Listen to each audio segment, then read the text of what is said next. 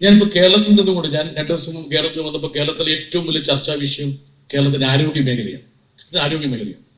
എങ്ങനെയാണ് ഒരു മൈക്രോ ഇഷ്യൂനെ കേരളത്തിന്റെ ഒരു മാക്രോ ആരോഗ്യ രംഗത്തെ അപകീർത്തിപ്പെടുത്താൻ വേണ്ടി നമ്മുടെ മാധ്യമങ്ങൾ ഉപയോഗിക്കുന്നതിന്റെ ഏറ്റവും വലിയ തെളിവാണ്. ഒരു ദേശീയ മാധ്യമ സംരംഭം എന്നെ ഇന്റർവ്യൂ ചെയ്തപ്പോൾ ഇതിനെക്കുറിച്ച് ചോദിച്ചപ്പോൾ ഞാൻ ഒരു കാര്യം പറഞ്ഞു. അതായത് ഡബിൾ എഞ്ചിൻ മോഡൽ ഗവൺമെന്റ് എന്ന് പറയുന്ന ഉത്തർപ്രദേശിൽ ശിശു മരണ നിരക്ക് 1000 കുഞ്ഞുങ്ങൾ ജനിക്കുമ്പോൾ മരിക്കുന്നവരെണ്ണം 37 37. നാഷണൽ ആവറേജ് എന്ന് പറയുന്നത് 25 ആണ്. കേരളത്തിൽ 5. കേരളത്തിൽ 5. അമേരിക്കയിൽ 5.5 5.6. നോക്കുക. പക്ഷെ കേരളത്തിലെ ആരോഗ്യ മേഖല മുഴുവൻ നടന്നിരിക്കുന്നു. നമ്മൾ വെണ്ടയ്ക്ക് നിരത്തിയിട്ടുള്ള ഈ വാർത്തകളിൽ വരുന്ന മരണം ഉൾപ്പെടെയാണ് ഈ ശരാശരി 5 എന്ന് പറയുന്നത്. നോക്കുക. അപ്പൊ എങ്ങനെയാണ് ഒരു സിംഗിൾ ഡെത്ത്, ഒരു ട്രാജഡിയും ഒരു മില്യൺ സ്റ്റാറ്റിസ്റ്റിക്സ് ആകുന്നു എന്ന് പറയുന്ന പഴയ ഒരു പ്രയോഗം കേരളത്തിലെ മാധ്യമ പ്രവർത്തകര് എടുത്തുപയോഗിക്കുന്നു. നോക്കുക. ഇതാണ് ഒരുപക്ഷെ ഇന്ത്യയുടെ മാധ്യമ മേഖലയിൽ സംഭവിച്ചുകൊണ്ടിരിക്കുന്ന ഒരു പ്രധാനപ്പെട്ട സവിശേഷത എന്ന് പറയുന്നത്. ഞാൻ നേരത്തെ സൂചിപ്പിച്ചതുപോലെ മാധ്യമങ്ങൾ നിഷ്പക്ഷമാകണം, സ്വതന്ത്രമാകണം എന്നൊക്കെ നമ്മൾ ആഗ്രഹിച്ചിട്ട് കാര്യമില്ല. എന്താ കാരണം എന്ന് വെച്ചാൽ അങ്ങനെ ആകാൻ പറ്റില്ല. ഇപ്പം NDTV എന്ന് പറയുന്ന ഒരു സ്ഥാപനത്തിന്റെ ഒരു ഉദാഹരണമുണ്ട്. ഞാൻ അതിന്റെ CBI കോടതി കൊടുത്തിട്ട് ക്ലോഷർ റിപ്പോർട്ടുണ്ട്. ഒരു പക്ഷേ NDTV പ്രണവ് റോയ് എന്നുള്ളൊരു വ്യക്തിയുമായിട്ട് തൊഴിൽ ചെയ്തിട്ടായിരിക്കും നിങ്ങൾ മനസ്സിലാക്കുന്നത്. യഥാർത്ഥത്തിൽ ഇന്ത്യയില് ടെലിവിഷന്റെ ഒരു വസന്ത കാലഘട്ടം എന്ന് പറയാവുന്ന ഒരു സംരംഭമായിട്ട് വേണമെങ്കിൽ നമുക്ക് പറയാവുന്ന ഒരു മാധ്യമ സ്ഥാപനം. 2017 പ്രണവ് റോയ്ക്കെതിരെ CBI കേസ് എടുത്തു. 2014 നരേന്ദ്രമോദി അധികാരത്തിൽ വരുന്ന പറയും. എന്തായിരുന്നു? ICIC ബാങ്കിൽ നിന്ന് എടുത്ത തുക മിസ്അപ്രോപ്രിയേഷൻ നടത്തി വക മാറ്റി ചെലവഴിച്ചു. ഇതാണ് CBIയുടെ കേസ്. വലിഞ്ഞു മുറുക്കി റെയ്ഡുകൾ, മറ്റ് ബാങ്കിൽ നിന്ന് പണം സ്വരൂപിക്കാൻ പറ്റാത്ത അവസ്ഥ സൃഷ്ടിച്ചു. ഇന്ത്യയിലെ ടെലിവിഷന്റെ ഏറ്റവും സർഗാത്മക മുഖമെന്ന് പറയുന്ന പ്രണവ് റോയിയെയും അദ്ദേഹത്തിന്റെ സഹധർമ്മിണിയെയും വിമാനം കയറാൻ മുമ്പേ എയർപോർട്ടിൽ നിൽക്കുമ്പോൾ വലിച്ചു കൊണ്ടുപോയി. നോക്കുക. വിമാനത്തിലേക്ക് കയറാൻ നിൽക്കുമ്പോൾ അവരെ തടഞ്ഞ് പുറത്തേക്ക് വലിച്ചിറക്കി. ഇന്ത്യയുടെ ഏറ്റവും പ്രധാനപ്പെട്ട ഒരു ടെലിവിഷൻ മുഖത്ത്. പിന്നീട് ഇതേ CBI ഡൽഹി കോടതിയിൽ ക്ലോഷർ റിപ്പോർട്ട് പറഞ്ഞു ഒന്നുമില്ല ഇതിന്റെ അകത്ത്. 7 വർഷത്തെ അന്വേഷണത്തിന് ശേഷം ആ കേസ് മടക്കി കിട്ടി. പക്ഷെ അപ്പോഴേക്കും എന്ത് സംഭവിച്ചു?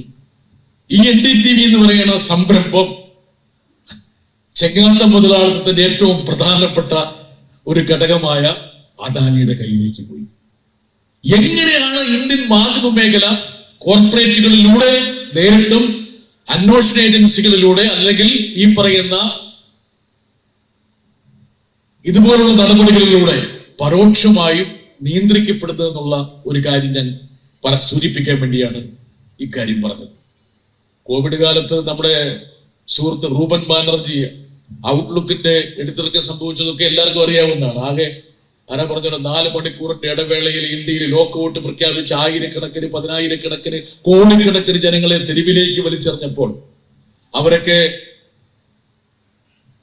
1000-കണക്കിന് കിലോമീറ്ററുകൾ നഗ്നവാതരായിട്ട് താണ്ടിയപ്പോൾ, പലരും പിടഞ്ഞു വീണ് മരിച്ചപ്പോൾ, അല്ലെങ്കിൽ അവരെയൊക്കെ ഒരുമിച്ച് നിർത്തി DDT അവരിലേക്ക് സ്പ്രേ ചെയ്തപ്പോൾ ഔട്ട്ലുക്ക് വാരികയുടെ കവറിൽ മിസ്സിംഗ് ഇന്ത്യ ഗവൺമെന്റ് എന്നുള്ളൊരു കവർ ചിത്രം കൊടുത്തപ്പോൾ തെറിച്ചു പോയ ഒരു ലേഖനാണ് റൂബൻ ബാനർജി എന്ന് പറയുന്ന ഒരു പത്രാധിപൻ. ഇപ്പോഴും റൂബൻ ബാനർജി പറയാറുണ്ട്, എന്നെ ആർക്കും വേണ്ട, ആരും എടുക്കില്ല. ഇതുപോലുള്ള ഓർബിറ്റിൽ നിന്ന് പുറത്താക്കപ്പെടുന്ന ഒരു മാധ്യമ പ്രവർത്തകരെ ഇന്ന് തൊടാൻ ഇന്ത്യയിലെ ഒരു മാധ്യമ സംരംഭവും തയ്യാറാകില്ല. ഏത് രൂപത്തിലാണ്? ദൈനിക് ഭാസ്കർ ചിത്രം നിങ്ങൾക്കറിയാം.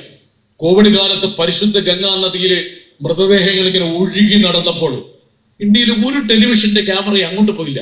നമ്മുടെ നാട്ടിലിങ്ങനെ ഒരു പട്ടിക്കുഞ്ഞിങ്ങ വെള്ളത്തിൽ പിടിച്ച് ജനിച്ചു കഴിഞ്ഞാല് നികേഷ് രാത്രിയിലെ ന്യൂസ് അവറിൽ എന്തൊക്കെയായിരിക്കും ഇവിടെ ചർച്ച? നൂറുകണക്കിന് മൃതദേഹങ്ങൾ പരിശുദ്ധ ഗംഗാ നദിയിൽ ഒഴുകി നടന്നപ്പോൾ ഒരു ടെലിവിഷനും ഒരു പത്രവും ഒരു വാർത്തയും കൊടുത്തില്ല. ദൈനിക് ഭാസ്കർ എന്ന് മാട്ടങ്ങനായ ഒരു എഡിറ്റർ അല്ലേ, ഇൻവെർട്ടർ കോമേന ഞാൻ ഉപയോഗിച്ചത്. അദ്ദേഹം വകതിരിവില്ലാതെ ഒരു ചിത്രം പത്രത്തിൽ കൊടുത്തു. പിറ്റേ ദിവസം റെയ്ഡ് 550 കോടി രൂപയുടെ പിഴയും. അതോടുകൂടിയിട്ട് ഈ സ്വതന്ത്ര മാധ്യമ പ്രവർത്തനത്തിന്റെ ആ കിളിജാലവും കൂടി അടച്ചുകൂട്ടി. നോക്ക്, അത് നമ്മുടെ മുമ്പിലേക്ക് വരുന്ന ഉദാഹരണങ്ങളാണ് ഏറ്റവും പ്രധാനം. ഞാൻ ഇന്ന് പ്രധാനപ്പെട്ട പത്രങ്ങളൊക്കെ വായിക്കുമ്പോൾ സത്യം പറഞ്ഞാൽ ഇന്ന് കേരളത്തിലെ പത്രങ്ങൾ വായിച്ചു കഴിഞ്ഞാൽ ഈ കേരളം എന്ന് പറയുന്നത് ലോകത്തിലെ ഏറ്റവും വലിയ ഇരുണ്ട പ്രദേശമാണ് ഒരു സംശയം. രാജീവ് എന്താ കാണുന്നത്, ഇതുപോലെ ദുരന്തങ്ങൾ സംഭവിക്കുന്ന ഒരു നാട് ലോകത്തുണ്ടാകുന്നു. ഡൽഹിയിലൊക്കെ ഞാനിങ്ങനെ പത്രം വായിക്കുമ്പോൾ എന്താണ് ഇന്ത്യ എന്നുള്ള രാജ്യം എങ്ങോട്ട് കുതിക്കുന്നു, ലോകത്തിന്റെ ഏറ്റവും പ്രധാനപ്പെട്ട നേതൃപദവിയിലേക്ക് ഇന്ത്യ മാറുന്നു. കേരളത്തിൽ വന്ന് ഞാൻ ഇവിടുത്തെ പത്രങ്ങൾ വായിക്കുമ്പോൾ എന്താ നമ്മുടെ നാട്ടിൽ സംഭവിച്ചത്, എന്തൊരു വലിയ ദുരന്തത്തിനാണ് നമ്മൾ ഇരയായിക്കൊണ്ടിരിക്കുന്നത്. നോക്കുക, ഇതൊന്നും സ്റ്റാറ്റിസ്റ്റിക്സുമായിട്ടോ അല്ലെങ്കിൽ ഡേറ്റയായിട്ടോ പൊരുത്തപ്പെടുത്തിട്ടുള്ള കാര്യമില്ല. പണ്ട് മാർക്ക് ട്വെയിൻ പറഞ്ഞിട്ടുള്ള ഒരു പ്രസിദ്ധമായ ഒരു വാചകമാണ്. 150 വർഷം മുമ്പ് മാർക്ക് ട്വെയിൻ കൃത്യമായി പറഞ്ഞു, if you read the newspapers you would be എന്താണ്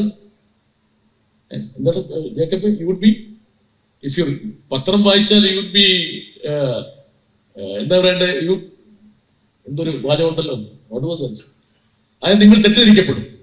ഇനി പത്രം വായിക്കാതിരുന്നു കഴിഞ്ഞാൽ നിങ്ങൾക്ക് you be uninformed. You would okay, if you read the newspapers you would be misinformed. If you don't read you would be uninformed. രണ്ട് ദുരന്തമാണ്.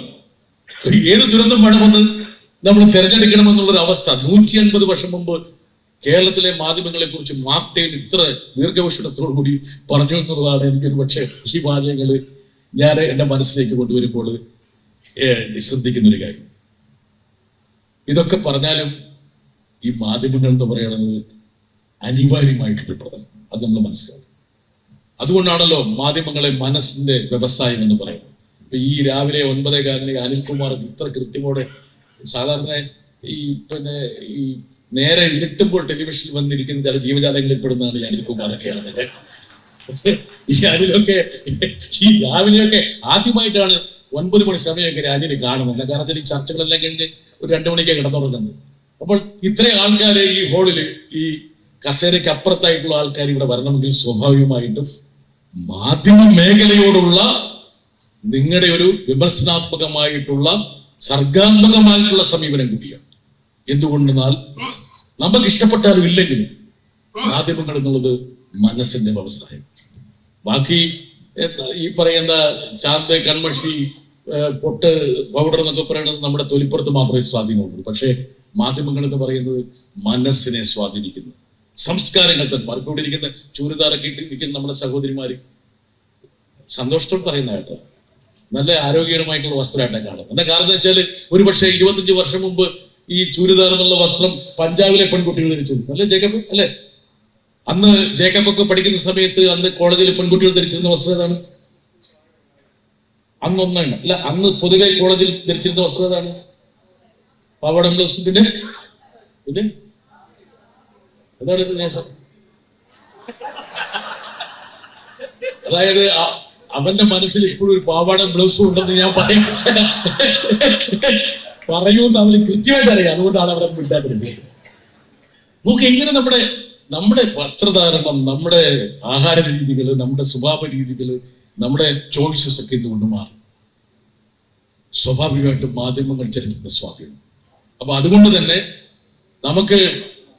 നമുക്കതിനെ ignore ചെയ്യാൻ പറ്റില്ല. പക്ഷെ അർത്ഥവത്തായ രീതിയിൽ മാധ്യമങ്ങളെ നിർണയിച്ചും നിർവചിച്ചും ഒരുപക്ഷെ അതിനെ നമ്മുടേതായ തലത്തിൽ രൂപപ്പെടുത്തിയും കരിപ്പിടിപ്പിച്ചും കൊണ്ട് മുമ്പോട്ട് പോകുക എന്നുള്ളതാണ് സാർത്ഥകമായ രീതി.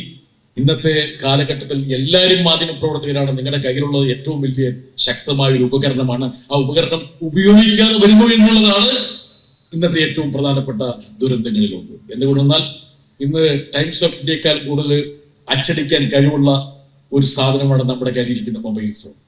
അപ്പോൾ ഈ ഒരു സെമിനാർ എന്ന് പറയുന്നത് ഇവിടെ സന്നിഹിതരായിരിക്കുന്ന വ്യക്തിത്വങ്ങൾ, അങ്ങനെ തന്നെ പറയുന്ന വ്യക്തികളെയൊക്കെ അപ്പുറത്ത് അവർക്കൊരു മഹിമ ഞാൻ കൽപ്പിക്കുന്നതുകൊണ്ടാണ് അങ്ങനെ പറഞ്ഞത്.